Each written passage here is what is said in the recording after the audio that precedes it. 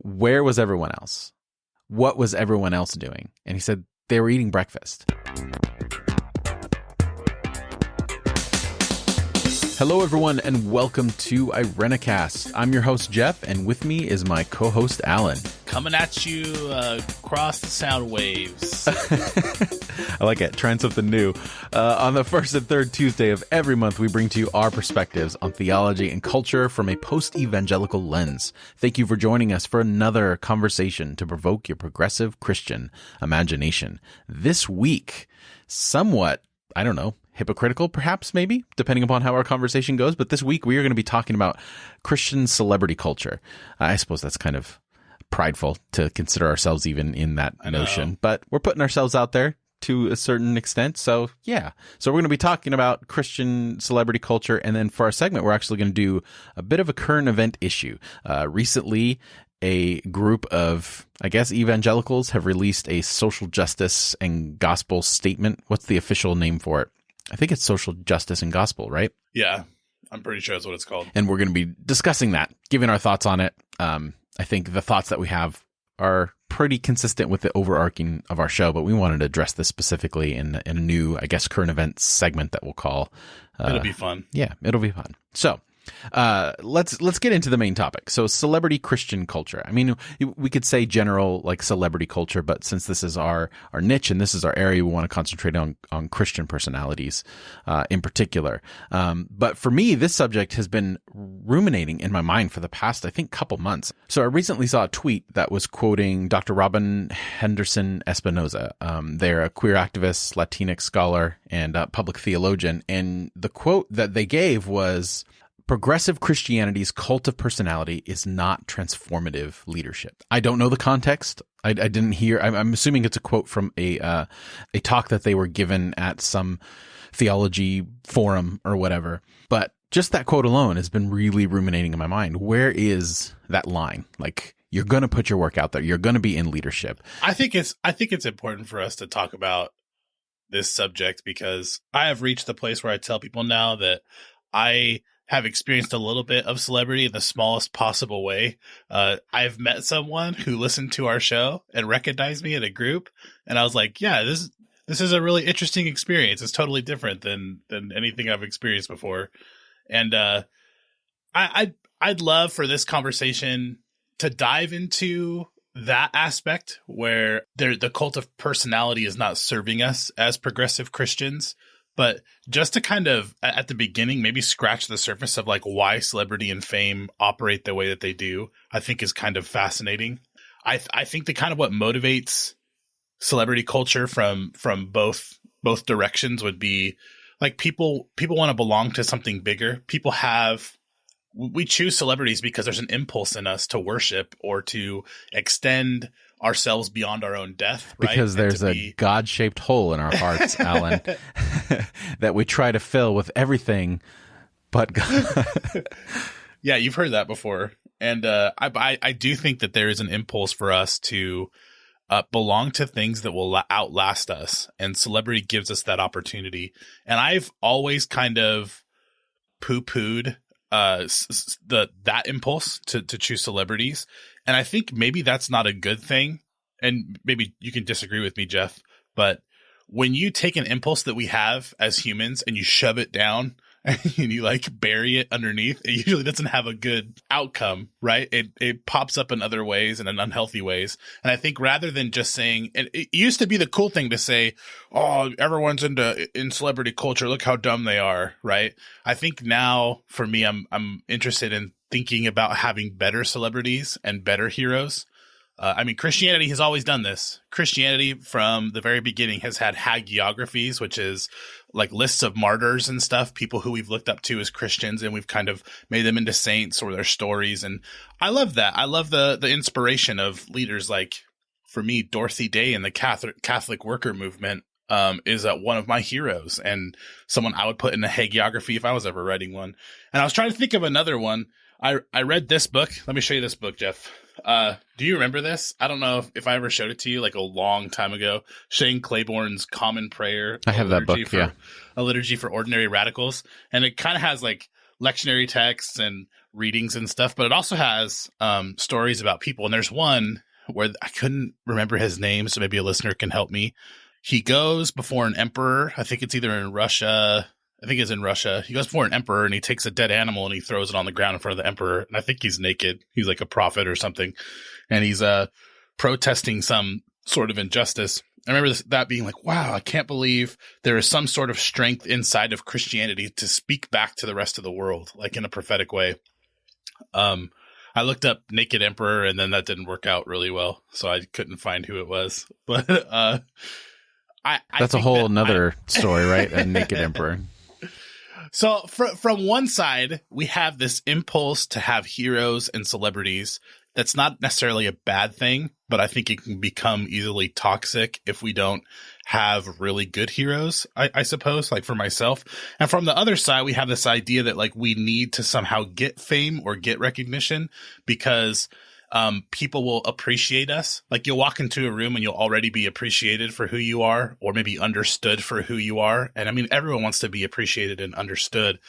Like the sad thing is there's a video from School of Life that we'll link to in the show notes.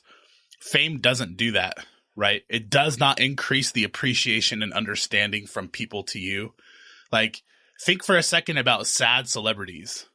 We have no time for sad celebrities, right? Like you're a celebrity. Why are you crying? Like get over it. Or like, why have you melted down? Like there's not true love or appreciation from fame that it gives us. And I guess one other thing I wanted to say about celebrity would be there's something called the halo effect. For instance, the public theologian you just mentioned is someone I admire, right? Or maybe there's another person I admire. If they're really good at something, maybe it's public theology or speaking, for some reason we expect them to be good in other aspects of their lives.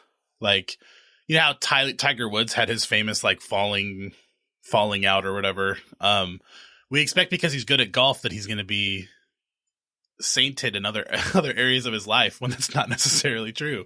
And so fame and celebrity are interesting concepts to me because they almost decrease the personhood of the person who is in fame, and they push down sometimes they push down other people. Celebrities don't exist unless there's an unknown mass, right? They're dependent upon people not being recognized, the disrecognition of the many. And so at the same time, I don't want to shove down the impulse to have celebrities. I also really worry what it does to us. The new generation, especially of Christians, are going to measure their success on whether or not they're recognizable, on whether or not they're celebrities. Don't you feel that? Yes and no. So there's a lot there to unpack that I want to address. First of all, I think that to me, and I'm not a psychologist, so take this with a grain of salt. And I think that this conversation is more of a one of those conversations that we have where we're trying to find a place to land because it's something that's still ruminating in our hearts and minds and souls or whatever. If you believe in that sort of thing. I do. So I know you do. So I think, first of all, I don't think, and maybe this is just, me trying to distance myself. I don't think that it's this longing to be a part of something bigger that all humans have. I think it is a longing for humans to be adjacent to or have power. I think it's a power thing. I think it's our longing to be powerful, be around power, not that we're fulfilling the psychological need to be accepted. I think that's where community comes in. I think this idea of celebrity is our chance to be, have power. So I think that when we talk about celebrity culture, we talk about leadership or whatever, we're really talking about power dynamics and how they treat them. But at the same time, I also think this is such a layered thing because there's so many different things that go into it because of the way that our culture is, because it's an entertainment centric culture that people also want to put their art out there, and in so doing, they themselves become famous because their work becomes famous. And I think that everything that we love to do, we're passionate about, it is a craft for us. It is an art for us. This podcast is not just about, we want to, put stuff out there, but there's an art to it. There's a nuance then and a creative force that we put into this show that we care a lot about. And when we hear good things about it, we feel good about ourselves and we're like, oh, that's great. So I think that celebrity culture is inevitable. if we're going to say celebrity culture in the sense of that there's going to be these personalities that people are going to be drawn to, and when they're drawn to them, especially within Christian circles, they're also going to be drawn to certain messages. So when we talk about this, I think it's important for us to remember that we are talking within the framework of a power dynamic. And I went through article after article in preparation for not only this episode, but just things that I've been thinking about. And I realized that every article that addresses the problem of celebrity culture is always addressing the victims of it and not the people who are celebrity themselves, right? So like back in the 90s, there was this ad campaign with Charles Barkley where it was this famous one with Nike, and he was like, I'm not a role model. I'm not a role model. And then, so it's always like, well, if you have read too much into what I'm doing, then that's your fault. So it's the person in power telling the person who's enamored with them, don't be too enamored with me. You have to do that. So all of these critiques are at the level of the person who is not a celebrity, the person who is not the leader, and saying it's their responsibility to not do this. But you have this fine line. And I think we're seeing it obviously in almost a caricature type way with Donald Trump in the terms of what he's like legitimately moving into that realm, not moving into that realm, actively trying to be in the realm of cult of personality, where you're taking that authority and what you're doing with it, and you know full well the responsibility and weight of it, and then you use it to manipulate people. And I think then the other side of that spectrum is you're just trying to put your stuff out there, you're trying to do what's right, and people are clamoring towards you and looking at you in ways that you never thought you were. And I think that's it definitely goes with the territory. And I think that's why we have phrases like, as cheesy as it is, with great power comes great responsibility, because whether you like it or not, you are a role model. Whether you like it or not, you are doing this thing. So there's the burden of responsibility is on the celebrity, the leader, the media personality, because they are choosing to put themselves out there in that way. And I think that there needs to be more conversation on how to be a responsible leader, like you were saying towards the end of what you were talking about. And I don't see enough of that happening at all. Yeah, I guess I hear what you're saying. Because what I said was that we need better heroes and role models. Like, the burden is on us to choose them well. I still feel like that. I still feel like we as a society, some societies lift up heroes who are like really good workers, like really good, I don't know, the best this or the best that, the best doctor, like the best teacher in Japan is paid millions of dollars and is immediately recognized by everyone in the country. Can you tell me one teacher in our country that would be recognized by anyone else? Probably not, right? It's mostly like reality not a TV. Teacher that works into school. The medium is different, right?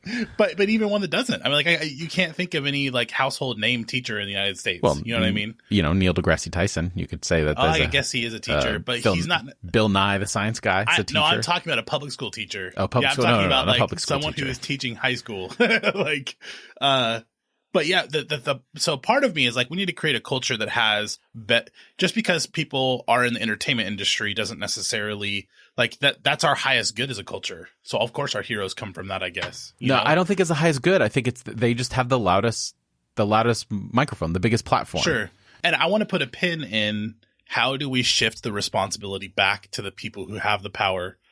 And I also want to recognize, you mentioned like briefly that there are people who fall into that not knowing they were going to be celebrities, and suddenly they have recognition, and to me that's like a dangerous thing. I mean, it used to be that only the most recognizable people had to deal with what fame did to them as people, but now we have like just kind of anyone at any moment can become a household name in America. And the desires that are operating, and maybe it is power's a part of it. I still believe that like psychologically, the extension of ourselves, we expect fame to help us. And you could talk about it in terms of power. If I'm adjacent to the celebrity's power, it's going to help me in my life, right? So when that doesn't work out, think about all the hate that comes towards celebrities. Like, people just like hate Beyonce, hate her like with a passion, or they hate or love someone her else. So much, or love her. Yeah. But even I think it's a dangerous thing for us in some ways to be to just like we're not even tripling down on celebrity. It's become everything. We're slowly becoming a culture where if you're not a celebrity, you're not successful. And I just worry what that's doing to us as people. And from a Christian perspective, the Center for Prophetic Imagination put up this quote from Dorothy Soleil, I think is how you pronounce her name. And it just kind of like has been, moving around in my head. Really living like Christ will not mean reward, social recognition, and an assured income, but difficulties, discrimination, solitude, anxiety. And then the quote goes on.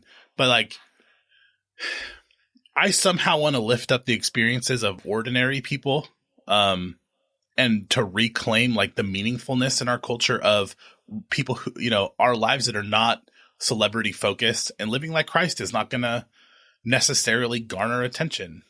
It's not sexy to do the work of Jesus. I'm just going to say that. Like, maybe it is occasionally, but it's really not.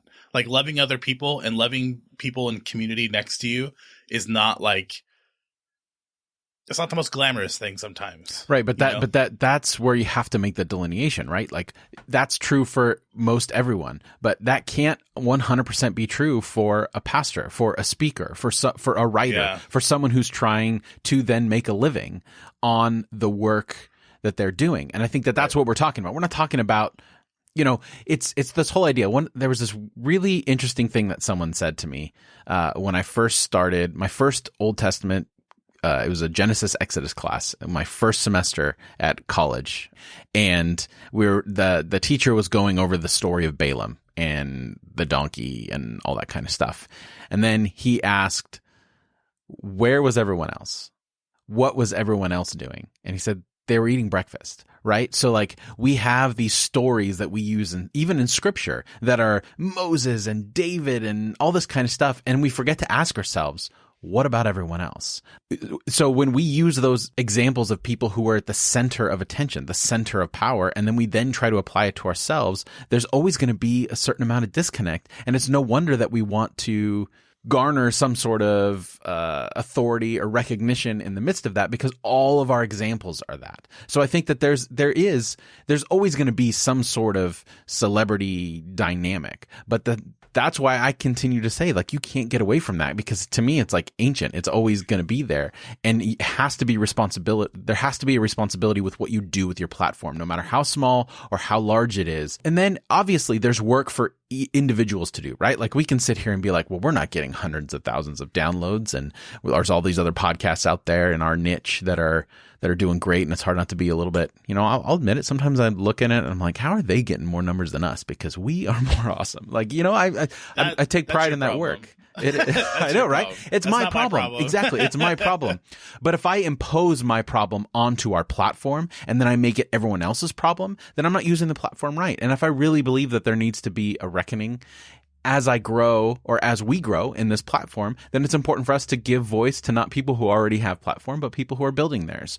And I think that there's a responsibility to always be aware of the space that we are inhabiting. Because I believe, like, at the heart of this tweet that I put at the beginning of progressive Christianity's cult of personality is not transformative leadership.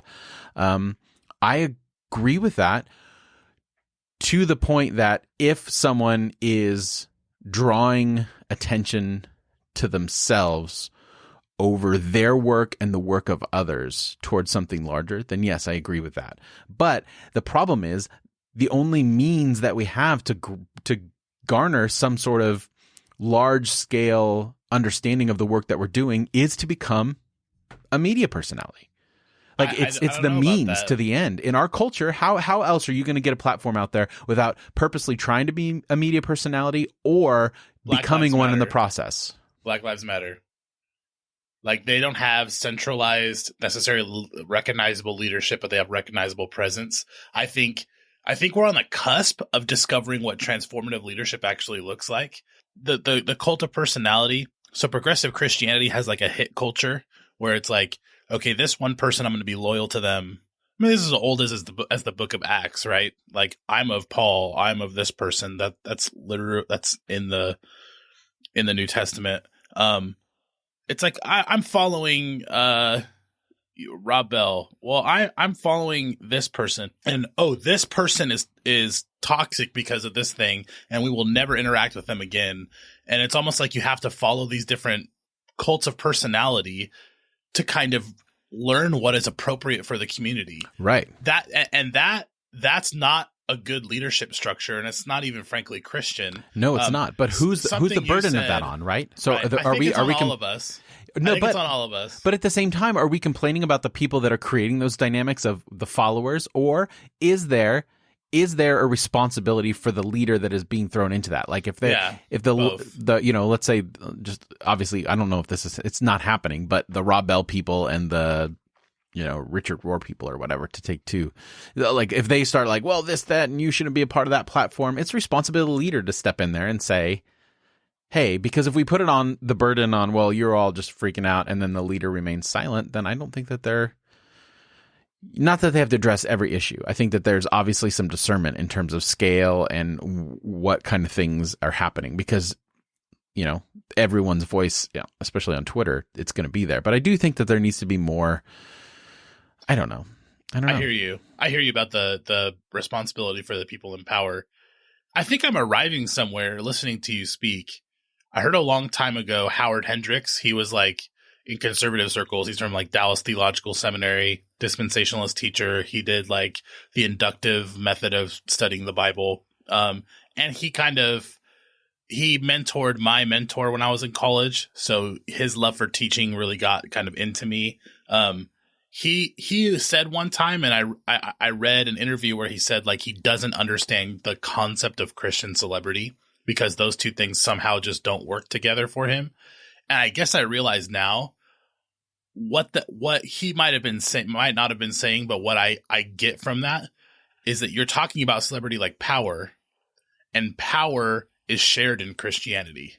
Like in the revolutionary early Christian movement, power was this like shared thing. The Holy Spirit fell on all of us, right? Not on one person to lead everybody, but it was a shared communal thing. And I think I hear that now, is that the celebrity culture participates in the forms of power that kind of quote unquote the rest of the world does outside of Christianity. And maybe that doesn't make sense. And I even think that term celebrity culture, when someone says something like that, they're talking about the people, and the celebrity themselves gets off scot-free. I mean, let's look at Jesus, because, and I know it's cliche, you know, let's look at Jesus. And I recognize that. Let's look at Jesus. But first of all, what is celebrity? Celebrity is basically, to me, is you know your culture well enough to be able to capitalize on it to create yourself a platform, right? Jesus was a celebrity, and I don't think Jesus was. It may not be the term that Jesus used or people in Jesus' time used, but Jesus used the platform and used the culture to gain notoriety to his message, and then therefore had followers. And the one thing he never did was turn people away from following him. Jesus, as the leader, as the one with power, created his own boundaries by he himself separating from the group when he knew he needed to. The whole entire burden was on Jesus. And I don't think that to label this as something new of celebrity culture, certainly in America, it's a little out of whack because of the reasons that certain people get famous, which is probably a whole nother conversation. But in terms of like attacking the fact that a personality is going to get up there, it always, like, and I keep getting back to this, but it always puts the burden on the quote unquote followers and not the responsibility that needs to be taken from the person who is putting themselves out a platform. And I think Jesus was well aware and capitalized on the fact, and was his equivalent of media savvy in terms of knowing how people were going to talk about who he was and what he was doing. In case anyone questions that, think about Jesus in the New Testament walking in front of the Pharisees and making his disciples pick wheat on the Sabbath, like provoking a scandal. Right. Like that. And also the triumphal entry, he planned ahead of time. It was like, we're going to do this political stunt. I'm going to ride it on a donkey. Y'all get all the poor people. Like, we're going to march into the city. Right. Exactly. And our great civil rights leaders in our country also, rightfully so, were media savvy. They knew how to promote. They knew how to get their message out there because they knew that they were doing it towards something better. And they knew that that was this culture's mode of getting that message out. So I don't think... But it empowered the culture. The difference for me with civil rights leaders is that the best ones empowered communities. Dorothy Day started the Catholic worker movement, had agro universities on land, had like hospitality houses that were based communities. MLK, he like created a whole network of people when they did boycotts and stuff. And he was a really good networker who activated people all across the leadership structure. And so even though they had their celebrity, their power was like diffused and almost came from the people that they worked with. Right. And I think that's that's a really good, I mean, Jesus was the same way too. Absolutely. And to put it in simple terms, it's to me, that responsibility is under the philosophy of, is your celebrity status the end, or is it just the means to a better end? And I think that you can cross over into that and not even realize it, where you realize, oh, now I'm just trying to maintain my celebrity status as opposed to continue my work. And that's where, again, it's on the leader to be responsible to understand and determine that and surround themselves with the right people. You know, we talk about people in power surrounding themselves with yes persons, and, you know, that perpetuates that. And I think that that's the beauty side of celebrity culture, is because you have followers, they can call you out. And you know, it's not always going to be right. It's not always going to be that, but you can, you know, be mindful about how you approach criticism and stuff like that. But a problem is that sometimes we use celebrity status as a way to avoid and be above criticism. That's really interesting. Like, celebrity can't be the ends in itself, or it's extremely toxic. And we've seen that across our culture. It's Absolutely. become an end in and of itself. And the reason it's toxic for me is it never delivers on its promises. Like, celebrities, there's a farce to it. And I think that, And it's a spectrum, because it can move into cult of personality. Then when you're mindfully and purposefully using that platform and those skills as a media personality to manipulate and create falsehoods. But even when you're not, I mean, you can, like, well, even when you're not, for sure. But I think that's why I think it's a spectrum. It's, you know, we have to take each case for what it is. And then specifically within Christian celebrity culture, this idea of leaders becoming media personalities, just by the nature of our culture. Again, I don't think that there's anything wrong with it, but once you have it, what do you do with it? But when you're then equating your interpretation and your words as the words of God, then that's where the big problem is because then you're messing not just with people's like admiration for your work or your words, but you're messing with their spirituality. And for some people, you're messing with what they believe their eternal destination will be. And that's where, you know, we really need to be weary, is how are people using their celebrity, not is celebrity culture the problem? No, I think it's before that too. I think it's the nature of celebrity itself too. I mean, I think it's on all of us, not just the leaders, for how Christians are going to interact with celebrity culture or create celebrity culture. I think it's on all of us. I do, but I think the greater burden is on the people who are as a part of it, because it's unavoidable. Like, right, everyone can go on YouTube, everyone can start a podcast. It's this no gatekeeper platforms where you can put stuff up there. But if you're charismatic, you're going to rise to the top. If you're boring as hell and you have crappy production value, people aren't going to watch it. So it's not about the message, and it's not going to be ever, even before the way that we do things, right? If you had a good message, but you were a crappy writer, your novel wasn't going to get published. You weren't going to be Shakespeare. You know, how many other playwrights were during Shakespeare's time, right? The people who are the most talented, the people who have a gift for certain things are going to rise to the top and be eternal. And you can't avoid that. There's nothing you can do.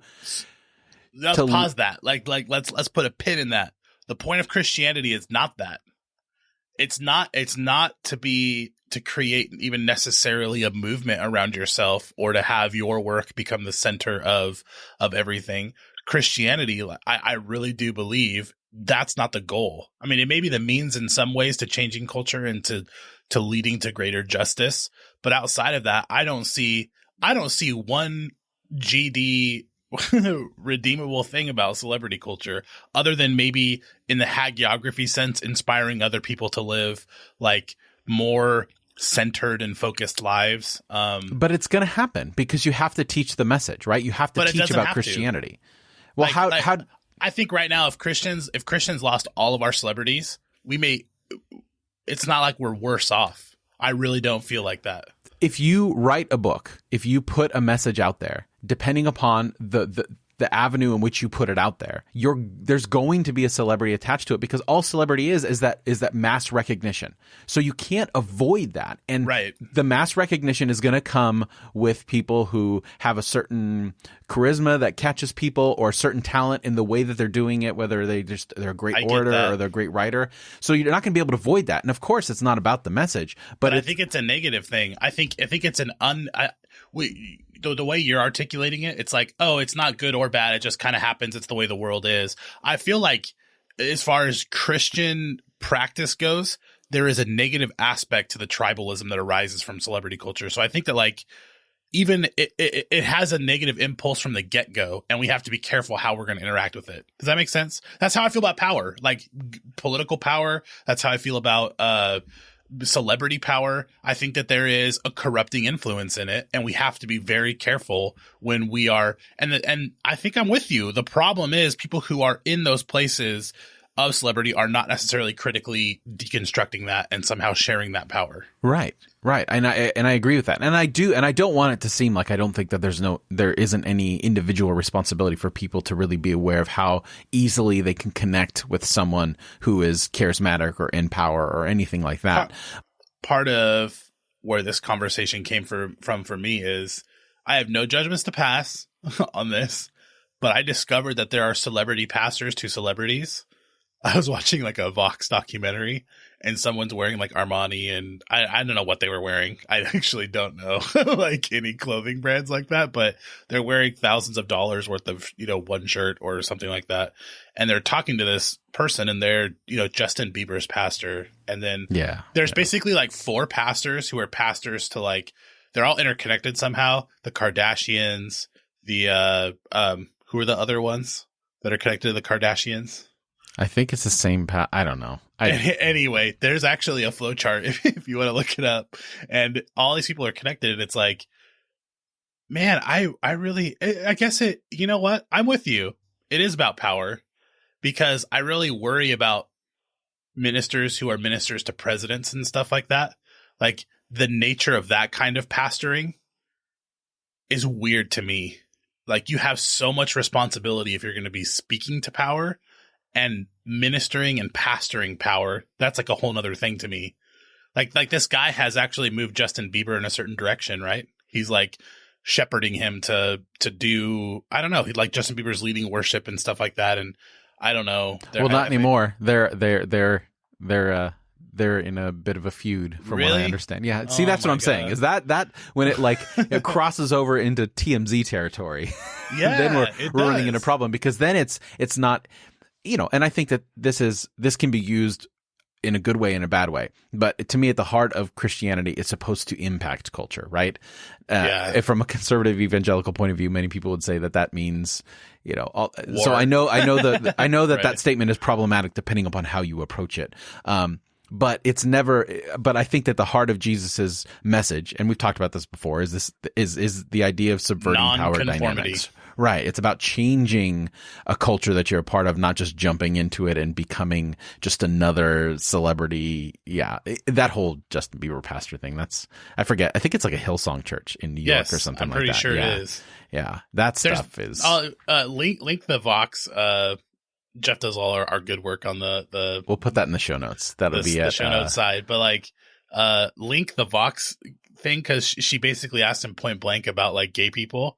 And it's the most uncomfortable like interview with that pastor, because he's trying to like not talk about that while like holding on to like really.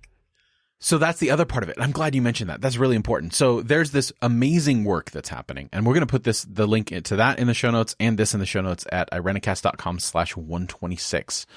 But there's this amazing work that's happening. It's called churchclarity.com. And basically this organization is really going through and creating a database of churches as far as how inclusive they are to women in leadership and the LGBTQ community. And can I tell you something real fast? You and I've never talked about this. Did you know I have a friend who goes to a church that is not welcoming, that says they're welcoming the gay people, but it's one of those things where once you're there for 6 months, then the shoe drops, and then they want you to change and repent and all this kind of stuff. And so Church Clarity, like my friend had sent a thing to Church Clarity saying, this congregation's not necessarily safe for gay people because they're like going to ask you to change at some point. And they said, well, you have to send us proof. And so they went through on their website and on all their information, and there was no like outright statement on marriage or on that. So what I did was I guess I don't know if I should be admitting this on the podcast. I picked 2 sermons where I knew it would come up in the past 2 years for that church, because they were asking me to help them. And I looked through and I looked up, I think it was 1 Timothy or 2 Timothy, or about elders. And I listened to it, and there was like 1 sentence in 2 years worth of sermons, or like maybe 1 year worth of sermons where it was outright like women in leadership, they're not supposed to be in leadership, you know, like people don't get up there and advertise that. They won't get up and say women are not allowed to be elders in our church, but they will function that way. And you'll only discover it once you get to the inner circle. So I dug and I found that clip. They sent it to Church Clarity, and they actually got put up on the website and rated based on their like egalitarianism versus complementarianism. If that's all we can do, that's what we should do. But honestly, I agree. When you mention this, it's in the context of this idea of this Hillsong Church and Broderick Greer, another media personality, a personality within progressive Christianity, wrote an article for Church Clarity about how deceiving like hipster churches are that come off real, like inclusive and all that kind of stuff, but their aesthetic is a lie, right? So you get into there, which is highlights the importance of something like Church Clarity, is because sometimes celebrity can be a smokescreen. Sometimes celebrity can be this thing like, look at all the aesthetics, but not the depth behind it. And that's when you get into that territory where the celebrity becomes the end instead of the means to something greater. So I'm going to put the link to that article because it is fantastic. And if you know of churches in your area or you're doing anything related to church work and you want to know where inclusive churches are, go to Church Clarity, be involved. You can actually sign up to be an ally, and we have no connection with them, by the way. I think we're supposed to say that. This isn't like a sponsored thing. This is just something that the more and more I read about this organization and get exposed to it, this is such important work to do exactly what Alan's talking about, putting that stuff out there to demystify the celebrity culture that you create within a church. Like, let's not talk about just America, but how many times have we been in a church setting, especially the larger it gets, where it becomes its own celebrity culture within that little niche and that community and stuff like that. So again, churchclarity.com, put in the show notes, irenicast.com/126. Sorry, that was a little bit of a rant, but if you do the good work of rating your church or another church and like sending in, not even rating, it's not rating, it's not even saying good or bad, it's just saying this is what they believe about women, right. This is what they believe about gender or sexuality. I think that you're doing a service, because I can't tell you how many people I have interacted with that want nothing to do with church ever again. And that's fine. I'm not going to judge people who walk away from the church whatsoever. Like, if that's you, I totally get it. But as a pastor, it breaks my heart to see these churches bait and switch people, basically have an open and an inclusive feel to them, and almost they even say that stuff from the pulpit, and then the shoe drops 6 months later and they're already in, they already have connections with everyone. They're already calling people mom and dad and grandma, and like they're connected to the church, and then they're rejected at that moment. I think you doing the work of helping people know what they're getting into ahead of time is like, that's the work of it's the work of God, truth, and God. Yeah, yes, absolutely. It's a work of justice. So let us know if you do that. Send us a note. I mean, I want to be in that work with you.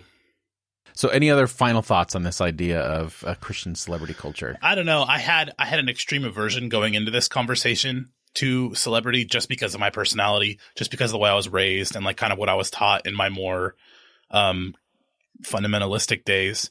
But I think I've let go of some of that because I recognize the impulse for people in creating celebrity or celebrating it. And I still hold on to, I'm with you. I'm all about deconstructing power and having new forms of it. And I think celebrity functions as that. And that's an interesting take on it. So I'm going to hold that openly in my heart and mind, Jeff. Yeah. And I want to say the same. Which is like, all one thing. I'm not going to make any bones about it. Like, I think that we are in a phase of this podcast and our work that we want to be, we want to be media personalities in the sense that we want what we do to matter to people and to move forward. And we've had wonderful emails from people, and we want to be the type of people that use whatever platform, no matter how big or small, because I think that we can run into the idea of, I think you, as a creator, as someone who has a platform, you can run into the comparing thing, and then that changes the nature of your work and where you want to go. I'll be the antidote, Jeff, for anything that you feel at any point, because I don't give a flying frick. Well, I don't care either. Frick about celebrity, about recognition, about like, honestly, and I swear, if 10 people like showed up for what I'm doing, I feel fine. If one person does, if nobody does, if I'm on a street corner and I'm like holding a sign, I'm fine with that, because that's my personality. But I think the reason I like doing what we do is when people share themselves and share their personalities, share their faces, share their lives, and they like kind of live more openly and publicly, that's a gift to everyone. It's not necessarily good for the person doing it because it invites a whole lot of things that are not acceptance and understanding. They have a cost of all, like, associated with that. But to me, when I see people vlogging or, creating podcasts and stuff, it's an invitation and it's a gift to us to be able to like live with them in some way and like think through what their lives are. And so especially when they're people who are not, they don't reflect our circumstances, right? They don't reflect our things. We get a window into this other world that's beautiful and helpful and broadens our perspective.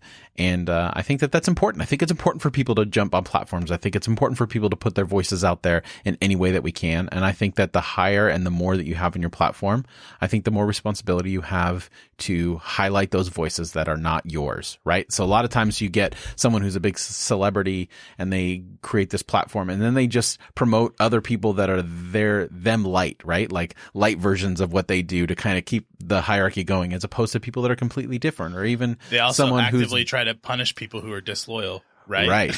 I mean, we could talk about authoritarianism on the podcast because that's... but that happens with celebrities. It's not just Trump. Absolutely. It's not just political power. Celebrities have hits out on people, with libel lawsuits. They can strike your video for copyright infringement, even though you just mentioned them, and hold your video down for 30 days until someone reviews it and then puts it back up, but it's already like hurt you. So and you can't fight it because you don't have the money. And right. Yeah. And even if you do, like legally, they have 30 days to, that's how YouTube works right now. They can strike a copyright claim, immediately takes down your video. You put a response and say, no, this copyright claim's bunk. They have 30 days to respond before they'll put the video back up. And it's like people are using these techniques to make sure that they protect their power and that they like punish anyone who's disloyal. That kind of culture, and that happens in progressive Christianity. That crap is like, that is from the devil. Right. It's antithetical to all the things that I think we've landed on in terms of power and everything like that. That's a better way of saying it. I'm excited for this next conversation, Jeff. Man, I've been wanting to talk about this. These are all my people, so... Sounds good. Well, let us know what you think. Add your voice to this particular conversation and comment in the show notes at irenicast.com/126. Also in the show notes, you'll find relevant links and complete list of all the other ways you can like, follow, and contact the show. That's irenicast.com/126. On the other side of the music, we're going to be discussing the newly penned social justice and gospel statement from some conservative peeps out there. So stay tuned for that. That should be fun.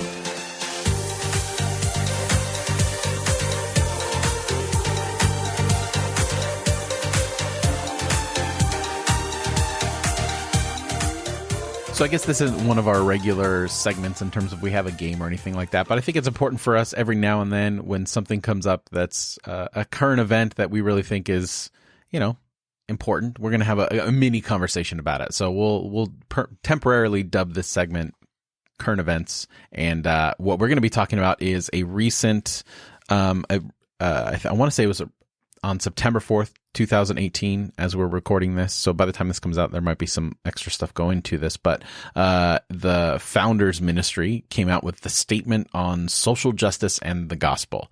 And this is similar. We've had several of these statements kind of come out over the last year. I think earlier this year, there was the Nashville statement that came out earlier this year? And that was... The Nashville statement's basically the same people. Yeah, same people. But it was like anti-LGBTQ Christianity. And there's a lot of elements to this statement. Basically, they get a ton of conservative celebrity pastors and thinkers from like the evangelical world to come together and put their name to something that they've drafted. And the idea is, I mean, they've done this for a long time. You can go back to the Chicago Statement on Inerrancy. I think that's the 1980s. And basically, these people will speak from their authority and say, this is what we think of. Because there's no governing body for evangelicalism in some ways. I mean, there's the Southern Baptist, convention or whatever, and there's a couple other conventions, but they're all loosely affiliated. People move really easily between non-denominational Southern Baptist, some other like maybe evangelical Presbyterian and some other churches. And so they don't have any like central unifying thing. And this is a way to get recognition across the board on their theology, on their statements as these celebrity pastors. And so they put out the Nashville statement, and it was basically like just a repudiation of gay Christians in general. And even in this one, I mean, they went through it again, social justice and gospel, where they're talking about social justice. They again put like, we reject, it says, let's see here. They talk about everything from racism to. Well, before we get into the meat of this, but I just want to say that there are elements from the Nashville inside of this statement. Like, basically they say we reject gay Christian as a biblical category. It cannot be a thing, like kind of thing. I think that the reason I'm excited to talk about this, the first signer of this thing is John MacArthur, and that's the.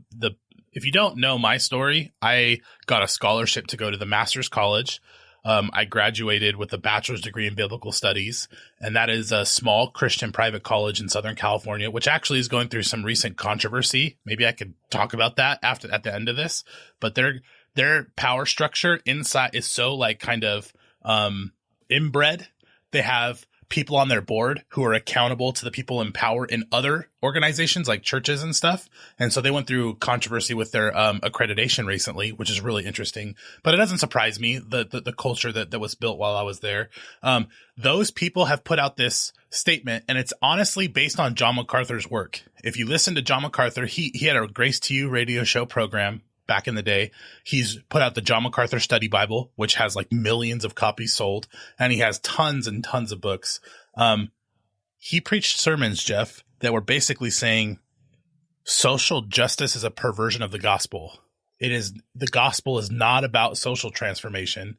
It's not about like this worldly salvation. It is about pointing people to Christ. And yes, we should do so. Like, we should be good people in the process and like live justly, but that's not the goal of the church. And so when I hear that, I mean, I tweeted recently something about like a joke where Jesus is speaking and John MacArthur's interrupting. And when I hear Jesus and Luke saying in other places, I've come to preach good news to the poor and liberation to the oppressed. I don't think Jesus is just saying when you die, you're going to go to heaven. I think Jesus is actually speaking. And if you read through cultural lenses of the time, the New Testament material, Jesus is a revolutionary. Jesus is someone who gets executed because he is involved in social transformation. Anyway, this statement comes out of John MacArthur, as he is usually upset at the charismatics, upset at the feminists, upset at these people, and he'll write a book, he'll put out a statement, but he's got a whole following now to push back against the idea that Christians are about social justice. Right. Yeah. And I think that's so as we're recording this, and if anything changes, we'll put it in the show notes, and we'll definitely put it on our Facebook page. There's not, so the Nashville statement that came out that they did, then there was a contrary statement that came out from progressives denouncing that. So at this point, there's not a contrary statement to this particular one, but this is definitely, like you're saying, Alan, this is definitely a specific attack on progressive Christians, right? So a lot of times, most of these statements were towards secular culture or whatever, but there seems to be more and more recognition that there's a wider breadth of Christianity within the world, and progressive Christianity being one of them, and a central tenet of progressive Christianity being social justice. So I think there's 13 statements. There's a few statements in there, and basically they a list of affirmations and a list of denials, right? So the third one is justice, and let me just read to you what they deny. So they deny that true justice can be culturally defined, or that standards of justice that are merely socially constructed can be opposed with the same authority as those who are derived from Scripture. We further deny that Christians can live justly in a world under any principle other than the biblical standard of righteousness. Relativism, socially constructed standards of truth or morality, and notions of virtue and vice that are consistently in flux cannot result in authentic justice.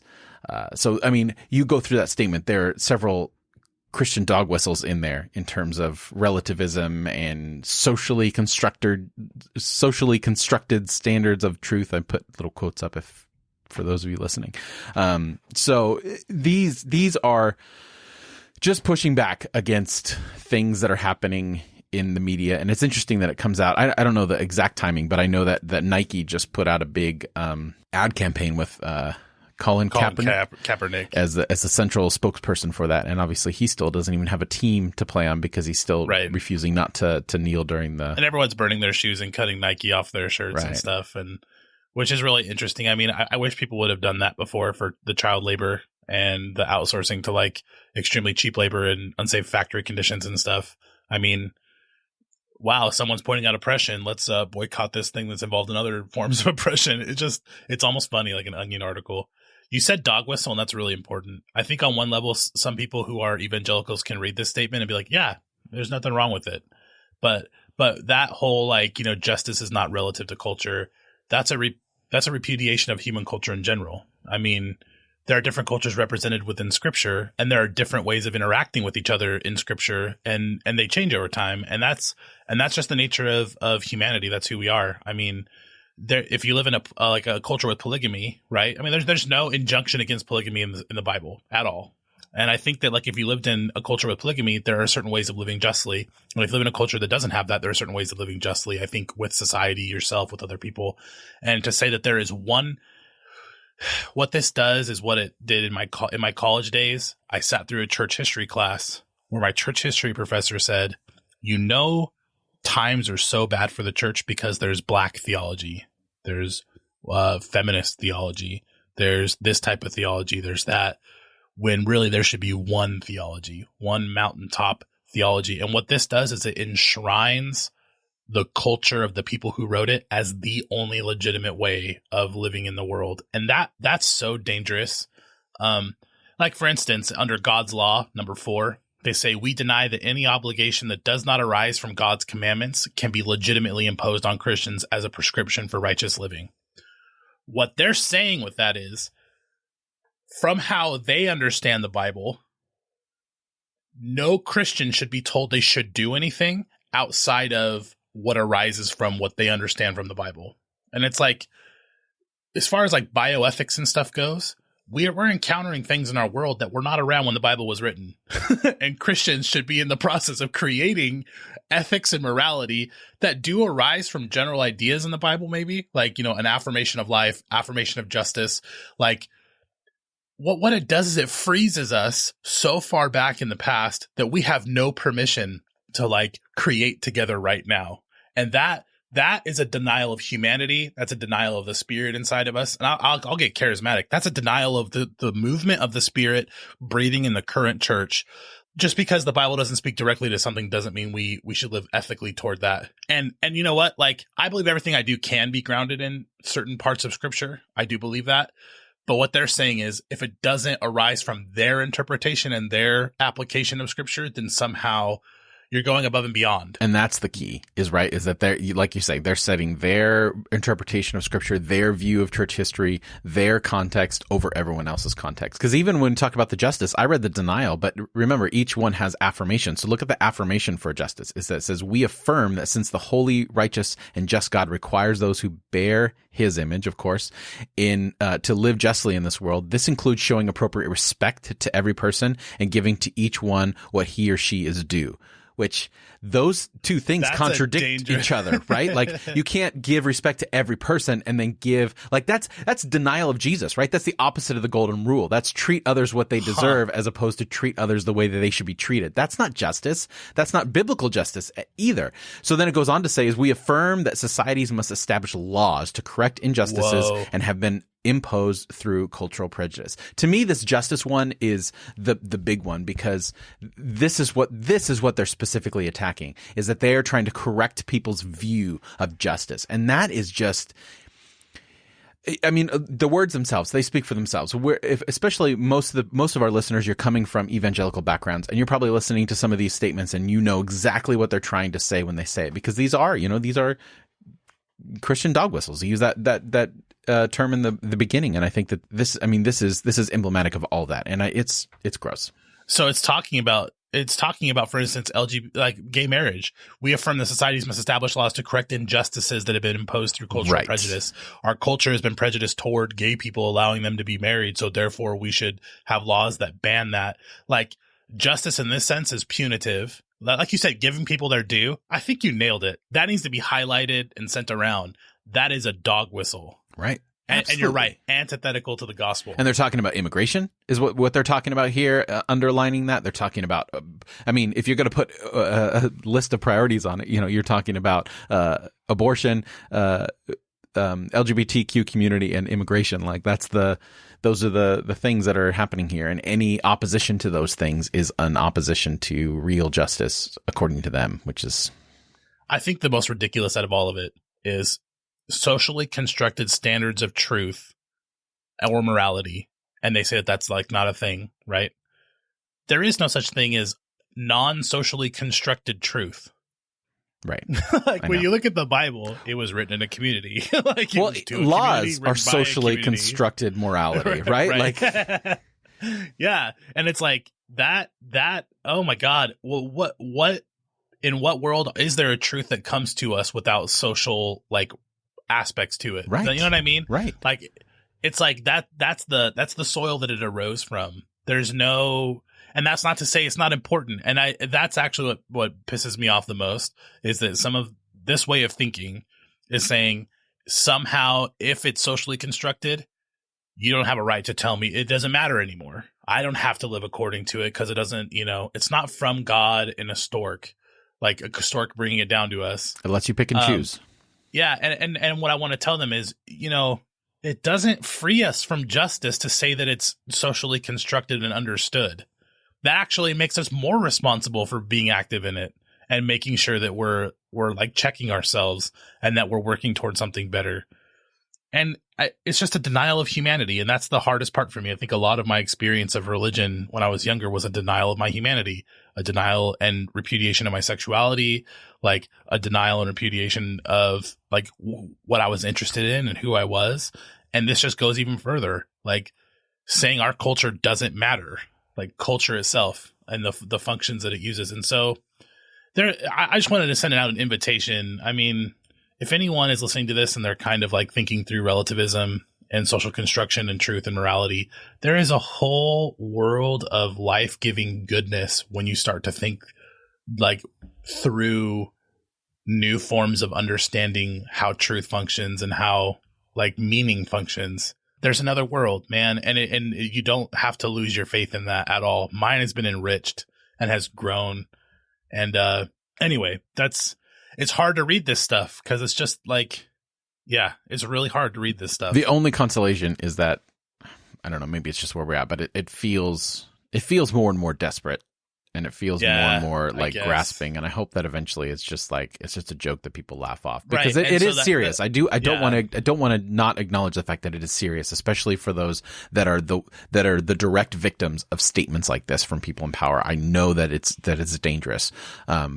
But there's fortunately more and more people are speaking out. And again, if another statement after we've recorded this comes out in contrast to this one, we will make sure that it's available if anyone wants to sign it, much like there was with the opposition to the Nashville statement. We'll put that in the show notes or on our Facebook page if that comes out. And I'm sure it will. I can't imagine it won't.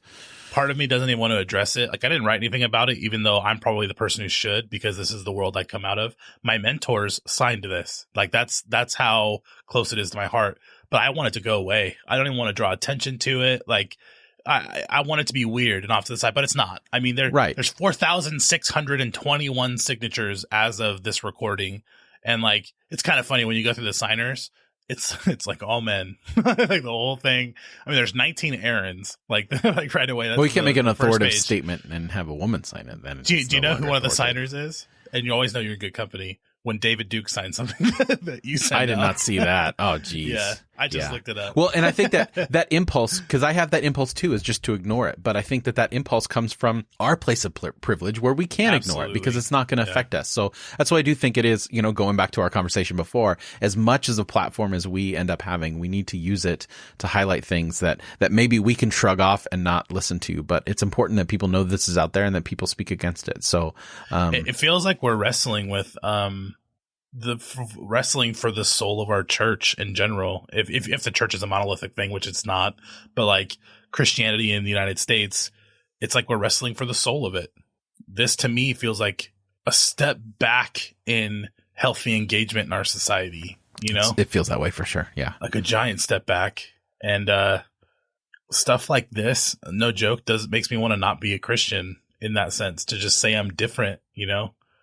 That sucks because I have so much in common with those people, with the people that I come from.